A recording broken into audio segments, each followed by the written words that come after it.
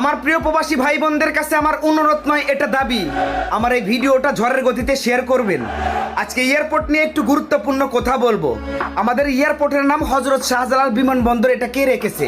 এই নাম কেটে দিয়ে চোর বাটপার চিটার আন্তর্জাতিক বিমানবন্দরের নামকরণ করা হোক। কারণ ওইখানে যারা বসে আছে তাদের মধ্যে অধিকাংশই চোর বাটপার আর বেজন্মা। এই দেশে প্রবাসীদের কি কোনো অবদান নেই?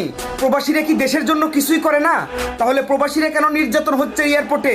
প্রতিনিয়ত এমন খবর আসে, প্রতিনিয়ত এভাবেই নির্যাতন হয়ে যাচ্ছে। আমরা কোনো প্রতিকার পাচ্ছি না, আমরা কোনো এটার নিষ্পত্তি পাচ্ছি না। আমরা কিন্তু এত সহজে এটা ছেড়ে দিব না। এবার আঙ্গুল বাঁকা করব, সোজা করে আসলে ঘি উঠবে না। আমরা প্রবাসীরা বিদেশ থেকে কি নিয়ে যাই?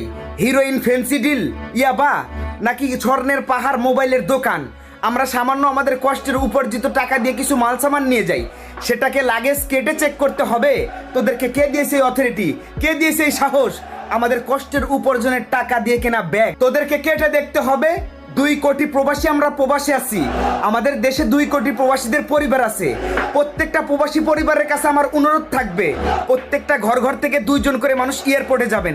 এয়ারপোর্টে যত পুরোনো কর্মচারী আছে, ঝাড়ুদার থেকে শুরু করে বড় অফিসার পর্যন্ত, প্রত্যেককে পিটিয়ে এয়ারপোর্ট থেকে বের করতে হবে। নতুন লোকজনদেরকে নিয়োগ দিতে হবে। আমাদের দেশের আইন, পুলিশ, প্রশাসন, এগুলোকে আমরা অনেক বলেছি, দেশের মাননীয় প্রধানমন্ত্রীকেও অনেক বলেছি, তারা আজ পর্যন্ত আমাদের সমাধান এনে দিতে পারেনি। তাই আমাদের সমাধান আমরাই নিয়ে আসবো। প্রবাসীদের এই দাবি যদি না মানে, প্রবাসীদের এই কাজ যদি না কার্যক্রম হয়, তাহলে মনে রাখবেন আবারও এই দেশে পুনরায় আগুন জ্বলবে।